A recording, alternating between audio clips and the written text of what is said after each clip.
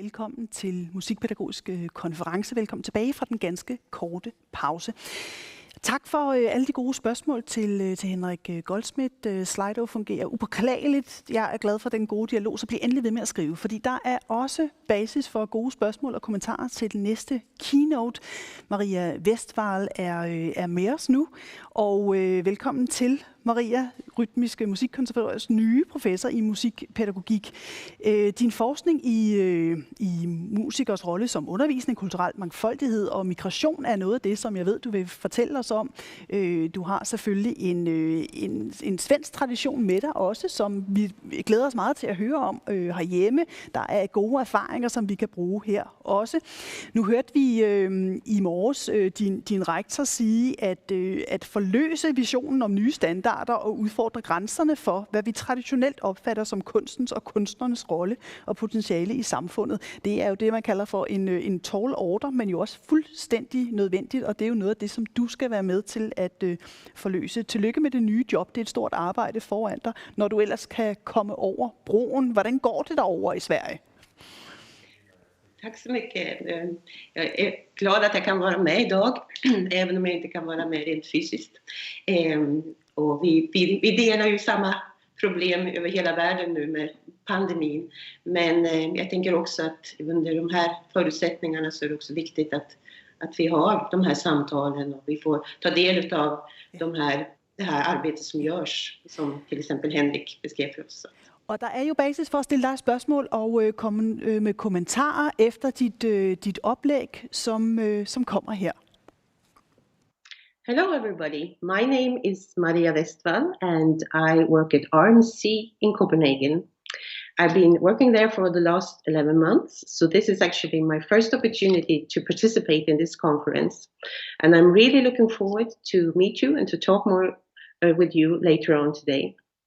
The theme of my presentation is music education and artistic citizenship. And I will especially highlight three themes that we are going to come across today. And those are community, participation, and integration. So let's go 25 years back in time. At the time I was in the West Bank. It was 1995. And a few years prior to that, I had started to work as a music teacher at the Musikhögskolan in Sweden. And the Swedish Musikhögskolan, they are quite typically very socially engaged. They have a quite strong emphasis on international solidarity. And there are lots of different programs that, as you might be familiar with, and music programs are quite common in the Musikhögskolan. What is really interesting is that there's quite elitist focus on the music programs. Many of the applicants to those programs, they are really intending to apply for higher music education later on and to become performers and music educators. And this interesting mix of this more elitist focus on music education or music and international solidarity and social engagement was really interesting for me, which resulted in that when I had the opportunity to go to the West Bank for 1 year to direct an arts project connected to this Musikhögskola that I was working at, I really took this opportunity and I went there on my own to the West Bank to work together with the local community and to develop different kinds of arts education programs and different kinds of events for 1 year. For me, this was quite different from what I had done previously to my journey to the West Bank. I had a quite traditional background for a Swedish musician and music teacher. I had been, when I was a child, I studied at Musikhögskolan, the music schools. Then I had been in a music teaching program for 4 years at Musikhögskolan, or the Music University.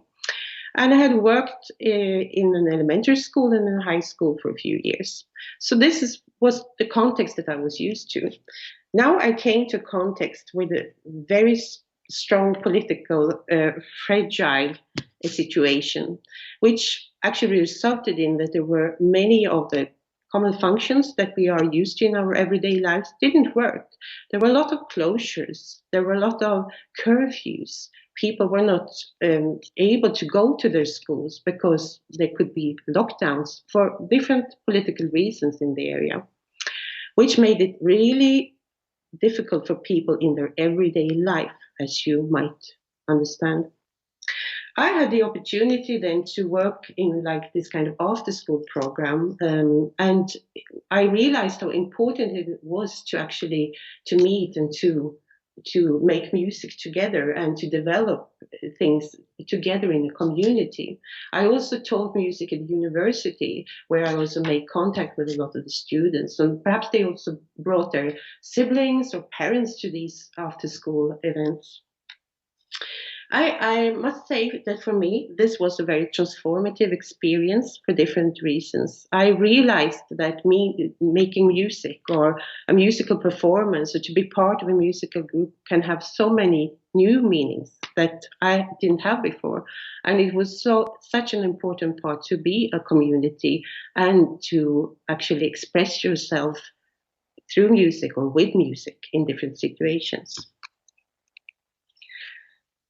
About 10 years later, I was back in Sweden after this year, and I had worked in different schools. And then I undertook and completed my PhD in music education. And it was study of student music teachers in Ireland and Sweden and their choices of becoming music educators. I was particularly interested in how their early musical memories and experience from music in their homes, in their families, the schools, and in the local communities have affected their choice of becoming music teachers. And it seemed an important finding was that it seemed to be like a layer of different kinds of factors, or actually a web of factors that have influenced their choices. And this is actually also what I called my dissertation, as you can see here, like webs of musical significance. And I would like to talk a bit about three of the major themes that came out from this. And I'm sure that you are familiar with these themes, but I'm going to talk a bit more how they are interrelated. So one theme that was really important for these teachers or those who will become teachers was that they had the experience of this more skill-oriented experience of music education. They had learned how to control, master an instrument or their voices, or being part of a choir or an ensemble, for instance, or predict music. And that could be to read a score or to listen to a recording and identify different voices in the recording. And this is what we would call a technical interest. Another strong interest was to communicate, understand, and collaborate musically, which is really a communicative interest in learning music. And this was very strong also among the people that I interviewed. So this collaboration and communication was really important. And the third interest was this part, it was the creative, frameless, expressive, and unique relationship to music. Something that we could call an emancipatory interest, something that you actually can try something and expand your knowledge in an area, and also be empowered by being part of a musical context or express yourself musically. There are actually some terms for this that you might have come across earlier, especially from Christopher Small. He talks about musicking as a process or as a verb to make music or to be part of a process. And he talks about this kind of multifaceted idea of music to take part in any capacity in a musical performance, whether by performing, by listening, by rehearsing or practicing, by providing material for a performance, what is called composing, or by dancing. So these are some suggestions that he talks about, how many aspects of being part of a performance there actually are, and how people can participate in that in many different ways. And after Christopher Small in 1998, there have been a lot of different authors and researchers who have also expanded his his idea about musicking. It could also be another way of talking about music, and there is another ethnomusicologist called Thomas Reno, and he's talking about presentational and or participatory performances. These are not like binaries or opposites. It are just different focuses, I would say. And the presentational is something that we are quite used to, like you are performing to somebody or for somebody, while the participatory performance could be more an act where you actually perform with each other. And I think that if we look at what we do when we teach or when we participate in different musical contexts, we can actually see that we sometimes have the focus on the presentational part and sometimes on the more participatory part. So just to return to my theme for today, I'm going to talk about some examples that I have from my teaching experience, but also from my experience as a researcher. And just to try to narrow this a bit, artistic citizenship in this context is going to be about artists as citizens and citizens as artists. And I'm also going to talk about more institutional context and more informal context about artistic citizenship. So I will start now to give you some examples. I have been working for the last 15 years in the School of Music and music teacher education in Sweden.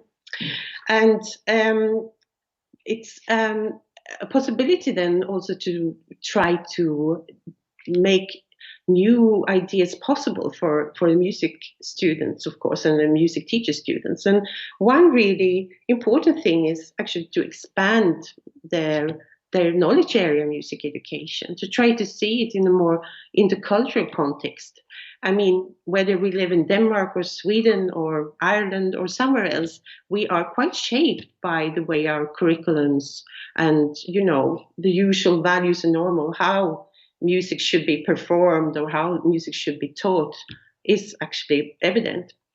And I have, during my years as a music teacher, educator, I've been trying to find ways of trying to challenge these values and norms. And one of these things were an elective course that some Swedish student teacher took, and they were actually working together with another music student teacher group from Delaware in the US during one semester. And the course was built on online collaboration. We had seminars together about curriculum, teaching music, Bildung, democracy, relationship between student and teachers, and so on. And they also had the possibility to go to each other's countries for 1 week and stay together. They lived together, and they also participated in each other's teaching practices. And this was quite interesting for them. And the first course was actually 10 years ago. And some of them still say things today like, this was a possibility to change perspectives and challenge the common sense idea about music education. They have talked about how they have integrated new approaches, both the American and the Swedish students, just by being part of each other's contexts. And for many, they also talk about this as a transformative experience. Another institutional context, just a few weeks ago, was that at RMC, where I work now, where our students are musicians, composers, and producers, and they all study music education, and they take electives in different areas and with different themes. And a group of my students got an assignment in their course, which they took, which was about artistic citizenship, to actually construct a workshop that addressed inclusion, exclusion, and privileges in music education. And we invited different groups of high school students who would actually take part of this. And the students from RMC were the facilitators of this workshop. Here you can see that they actually decided in their work process, because they had this kind of creative I could work creatively, and they all participated in this. And they decided to do a listening workshop where they would listen to a diversity of different musical examples and talk about it together as a community of musicians, everybody who was in the room. And they would talk about their observations, the experiences, and their associations to the music, not trying to value or assess the music. They would like to have another kind of conversation about music. And the aim of doing this was to create an inclusive community with artistic aims. So they would all feel that they were qualified to participate and also broaden their interest in musical diversity. And these were a few examples that I've been working with in a more institutional context. But now I will actually travel together with you to another part of the world, which is Brazil, where I've been working for quite a few years in different informal contexts with music and music education. And you see that the subtitle here is Citizens as Artists and Artists as Citizens. And this is what I'm going to address here. So actually, you might be familiar with this view. It's not a postcard, it's actually just a photo that I've taken, but it's of Rio de Janeiro in Brazil. It's very beautiful, but behind all this beauty, there's a lot of division and segregation as well. And something that is really important when it comes to music is actually that there could be a way of working with integration in a very segregated city. There's a lot of social and economical division in the city. There is also quite straight borders between people don't meet from different parts of the city. And there are areas that are really poor that you perhaps are familiar with that are called favelas, which are actually, you can see some of them here on the mountain tops here in Brazil. And music schools, the way we know them in the Scandinavian or Nordic countries, are not really there in that way, but there are quite a lot of music activities. And what is interesting here is that a lot of professional musicians, like orchestra musicians who work in the bigger orchestras in Rio or anywhere in Brazil really, or freelance musicians, they are often quite socially engaged, and they are often the teachers of social projects in these favelas or these poorer neighborhoods. And for many of them, it's a natural way of engaging in society. And some of them also have the experience of being themselves students in a social project when they grow up, even if they are now full-time professional musicians. And these social projects, they are not just about music. It could be like different kinds of arts, handicrafts, sports, and so on. But they are also something that are a bit criticized. Some ask, is this just a pacifying activity, or is this really empowering the children from these very difficult neighborhoods? Is it just a way to keep them off the street and drug dealing and criminality, or does it have another value as well? And perhaps it doesn't have to be binaries either or. Perhaps this can be very intertwined.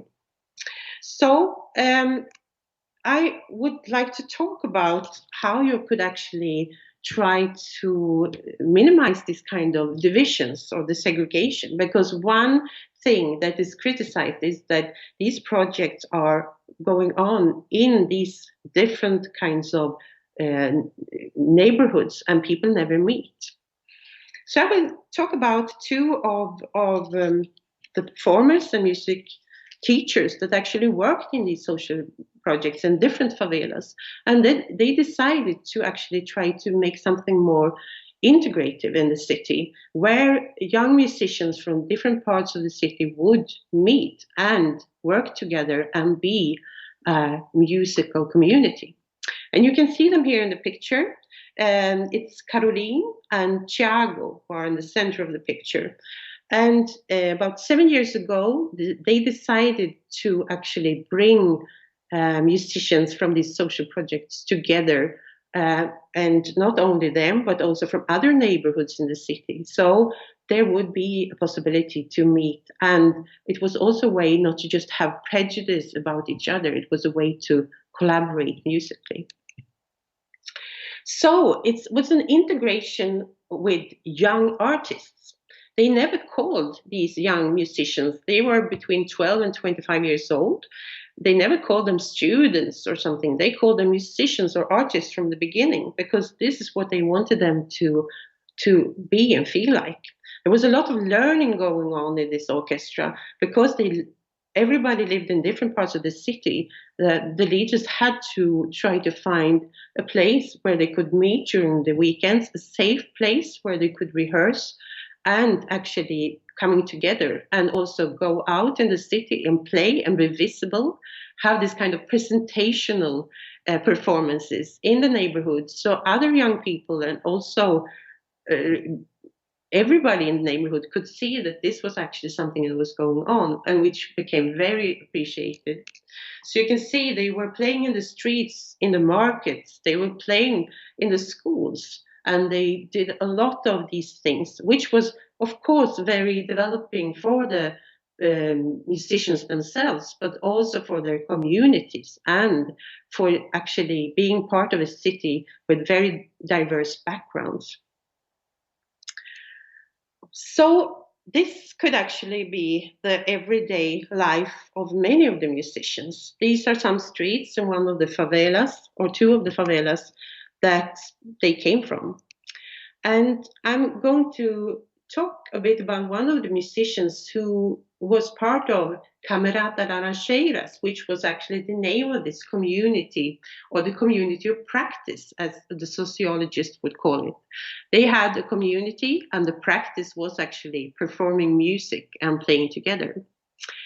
And Kelly is the name of this student. She was really young when she joined Camerata.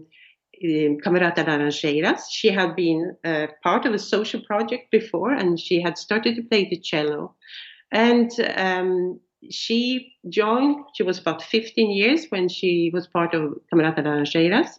She has told me that she really loved Baroque music because it really sounded good on her instrument. But she was also very curious about new things, to play with new musicians, sometimes also with musicians who came from other countries.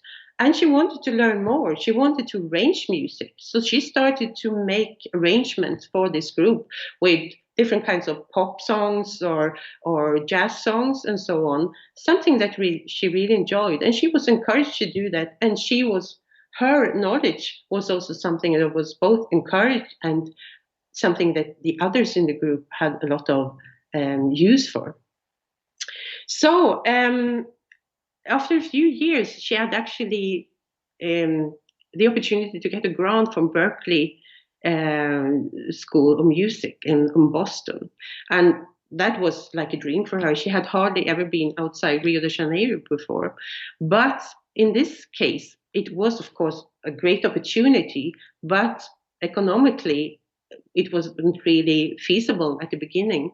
But the community of Camerata and others connected to that really did their best to support this. They support this possibility. They had concerts. They did different things in order to make it possible for Kelly to go to Berkeley. And she's there now. And a few months ago, I received a video from her playing together with an orchestra there. And I would like you to listen to that now. And she has arranged this piece, which is like something about her musical legacy from Brazil, but with so many other influences as well. So from her favela in Rio to Boston.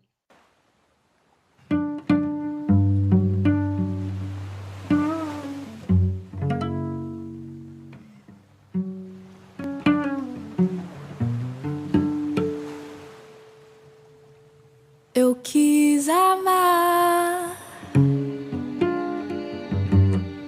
mas tive medo. Eu quis salvar,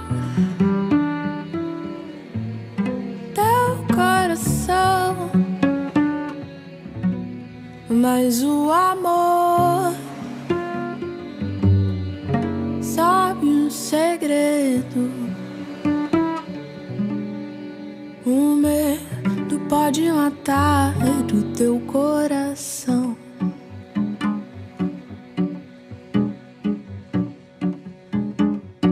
Água de beber, água de beber, camará. Água de beber, água de beber, camará. Eu nunca fiz coisa tão certa. Entrei pra escola do perdão. A minha casa vive aberta. Abre todas as portas do meu coração. Água de beber, água de beber, camará. Água de beber, água de beber, camará.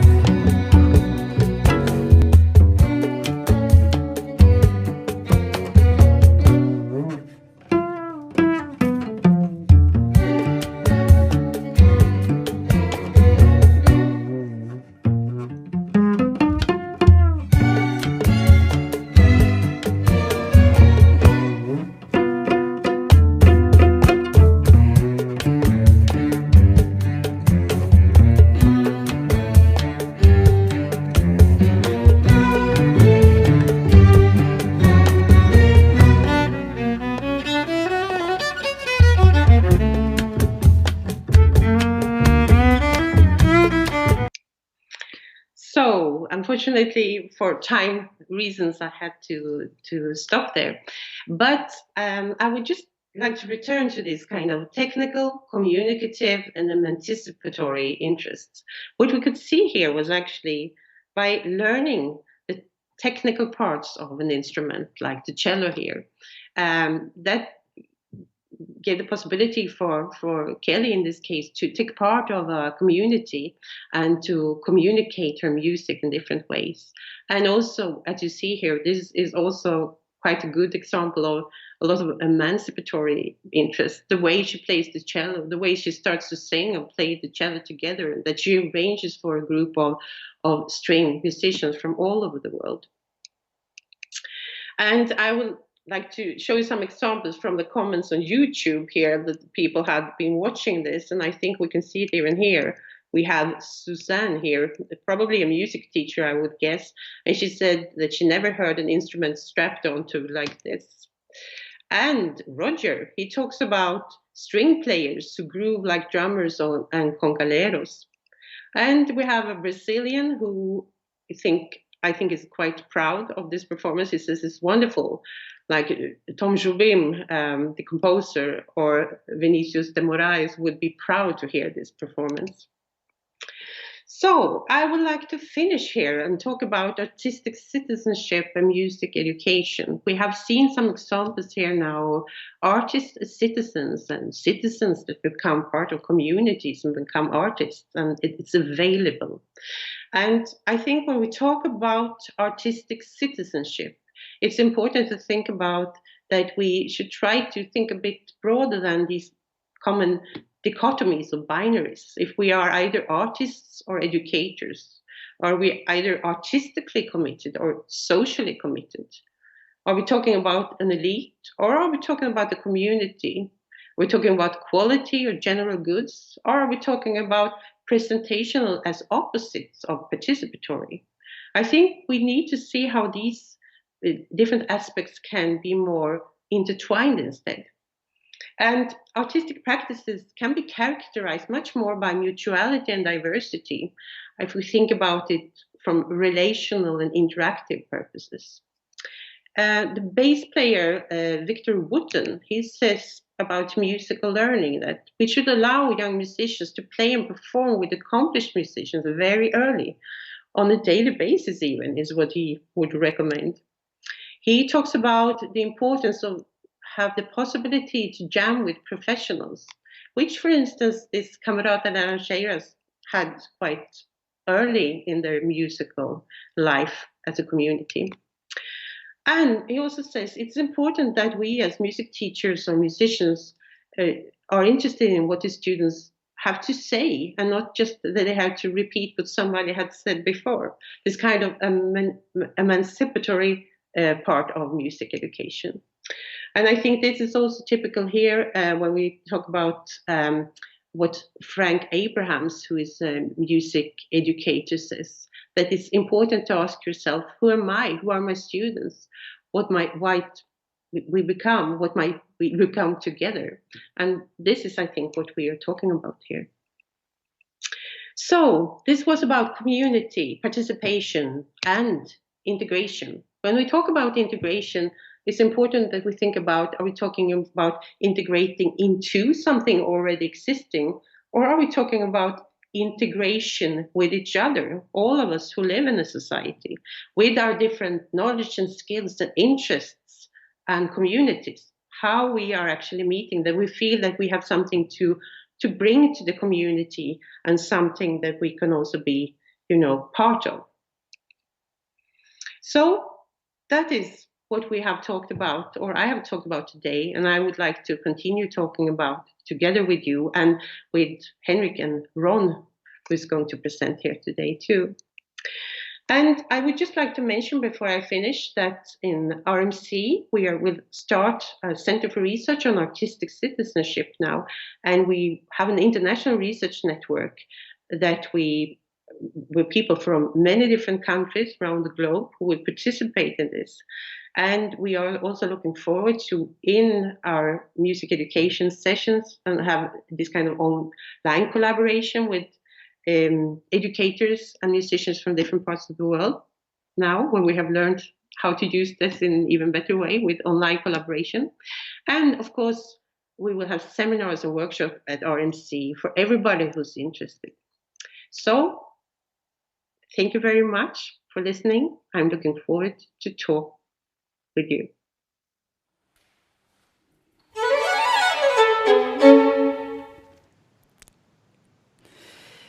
Mange tak, Maria Westvall. Hvor var det interessant og inspirerende, og jeg kan fortælle dig, at allerede nu så skriver tilhørende deltagerne her, hvor smuk musikken var. Tak fordi du fik spillet et lille stykke El Corazon til vores allesammens hjerter.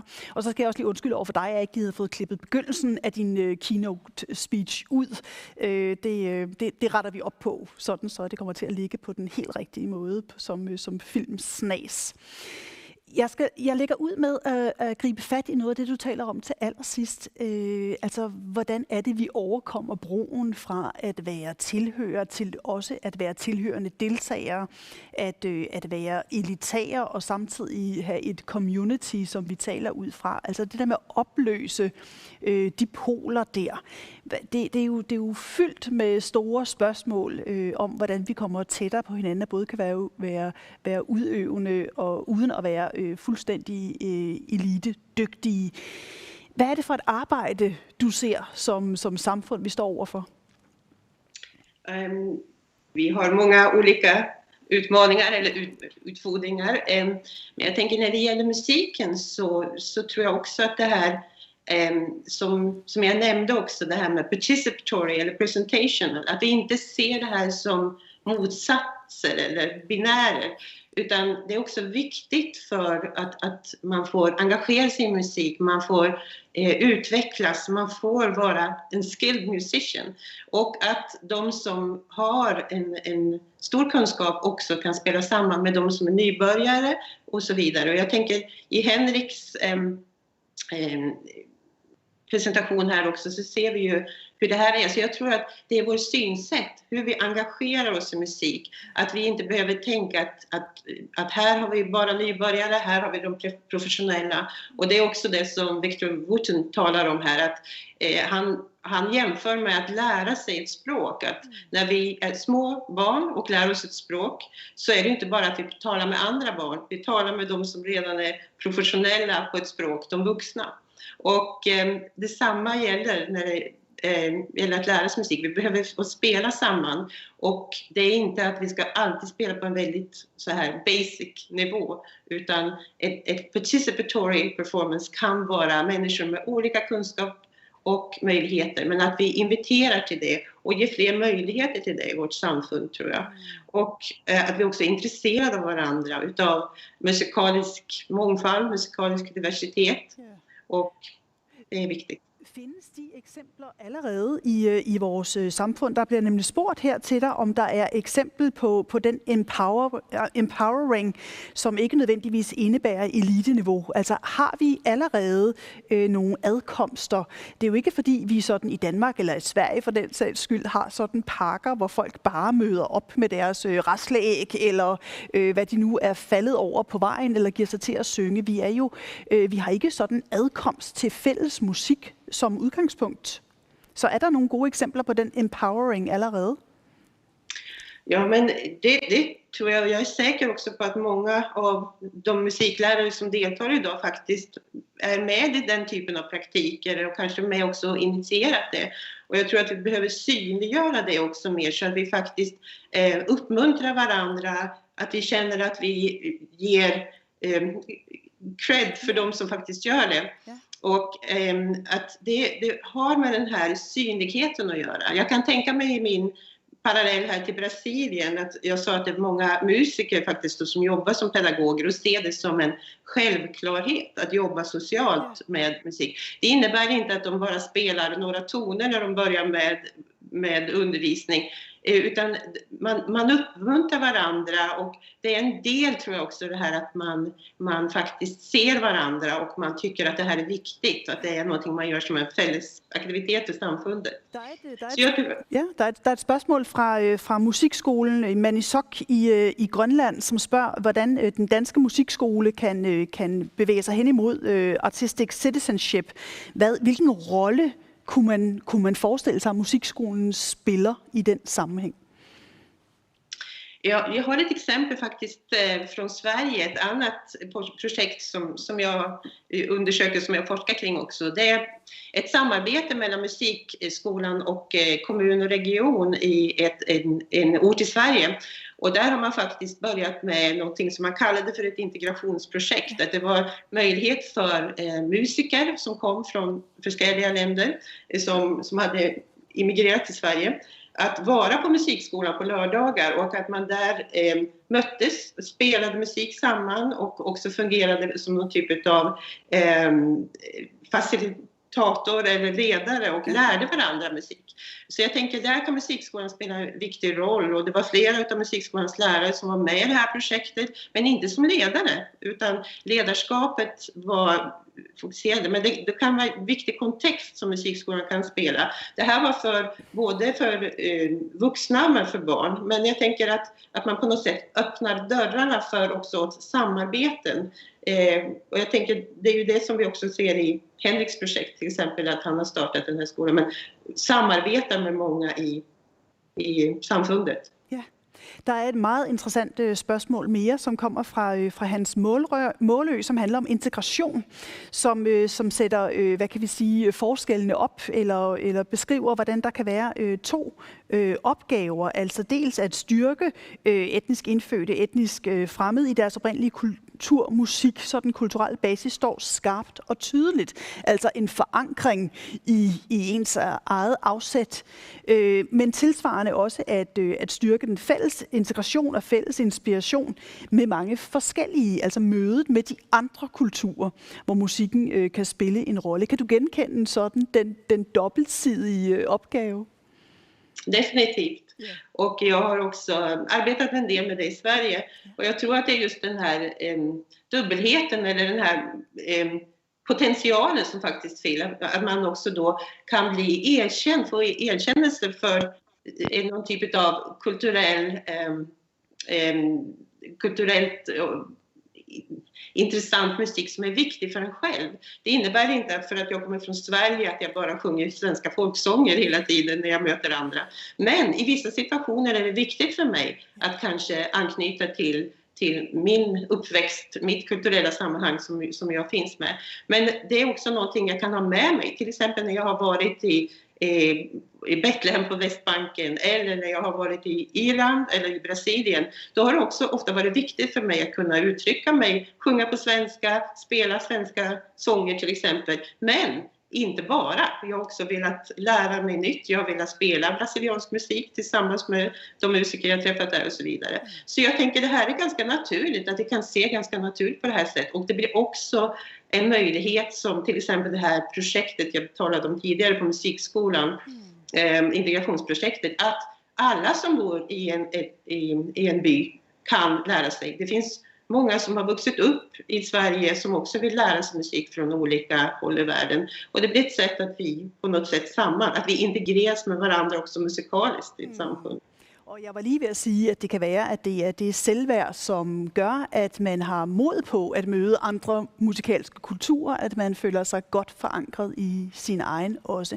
Maria Westvall, vi taler videre sammen med Henrik Goldschmidt og Ron Davis Alvarez i den workshop, som ligger mellem klokken 2 og klokken halv 4. Men for nu vil jeg sige tak skal du have for din præsentation, og fordi du vil tage nogle spørgsmål fra deltagerne her.